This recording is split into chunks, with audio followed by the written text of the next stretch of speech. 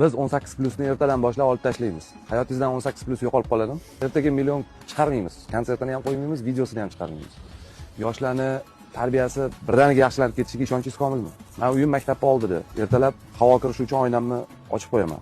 Endi parda bor tabiiyki. Lekin yoshlarni og'zidan kirib chiqayotgan so'zlarni ko'rib, xonada hech kim yo'q, men xijolat bo'laman, to'g'risi-da. Xabar olib qo'yinglar, bolalaringlar million направлениясida ketmayapti. Undan ancha chuqurroqda ketishyapti. Chiqarib olinglar u yoqdan. Xo'p, biz ham ertadan boshlab shundoq millionda xatolari haqida, millionda kasyaklari haqida eslamaymiz. Tahlil qilmaymiz, millionda afsuslat qilmaymiz, tanqid qilmaymiz, millionda ba'zi bir noo'rin va qanaqadir kurak ustida turmaydigan darajadagi hazillar haqida gapirmay qo'yamiz.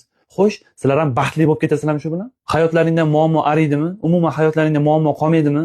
Umuman g'am anduhlaring, sizlarni umuman miyalaringni band qiladigan muammolaring tugab qoladimi shu bilan? Endi ras o'zlaringni ijodkorman deb hisoblayotgan bo'lsalaring, ijodda noni qattiq bo'ladi. Chidaysizlar bu yog'iga. Aytingchi, mana qaysi bir ijodkor chiqib o'tirib yig'layapti bunaqa qilib. Unaqa deyapti, bunaqa qilishyapti, bular qarshi chiqyapti bizga, ijodimizni mana bu joyini noto'g'ri deyapsizlar, u deyapsizlar, bu deyapsizlar. Bu birinchidan. Ikkinchidan, sizlar haqlaringda qilinayotgan tanqidlar hammasi o'rinli. Shaxsan men Davron Kabulovni dunyoqarashi keng, farosatliroq inson sifatida ko'rardim-da. Hozir muammoga qanchalik yengil qarayotganini tushunyapsizlarmi? Muammoni mensimayotgani shu darajada sezilyaptiki, xuddi mana bu gaplarni aytyapti, xuddi bunaqa deyapti. Bitta men ko'chaga musor tashamay qo'ysam, qolgan hamma ko'chalar tozalanib qoladimi? Bitta men mahallamdagi 3-4 daraxtlarni oqlab qo'ysam, hamma daraxtlar oqlanib qoladimi? Yo'l qoidasiga bitta men amal qilsam, avtohalokatlar umuman bo'lmay qo'yadimi?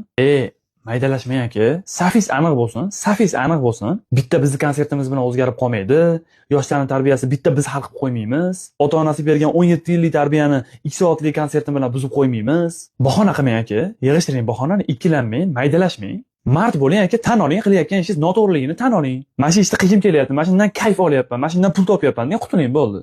Nima endi jamiyatda tanazzulga yuz tutishida bitta meni konsertim katta ahamiyatli rol o'ynamaydi-yu deb bilgan ishingizni qilavermaysiz, to'g'rimi? Mana shaxsiy fikrim, million konsertlari insonlarni saviyasizlashtirishda juda katta o'rin tutyapti. Agarda siz gaplaringiz to'g'ri bo'lganda, insonlar Mirshakar Fayzullayevni, Avazoxinni, Elmurod Haqnazarovni konsertlariga bormasdi, ularni kuzatmasdi. Siz bilan bo'layotgan holat ular bilan ham ro'y berayotgan bo'lishi kerak edi. Indamasa aka chiqib olib turib, har intervyu berayotganingizda xalqni aybdor qilavermang.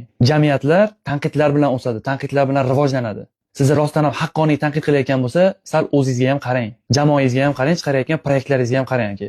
Meni kimsada adovatim yo'q, shunchaki men yurtimni, millatimni, dinimni sevaman, qadriyatimni sevaman, shuning uchun ham tanqid qilaman. Salomat bo'linglar.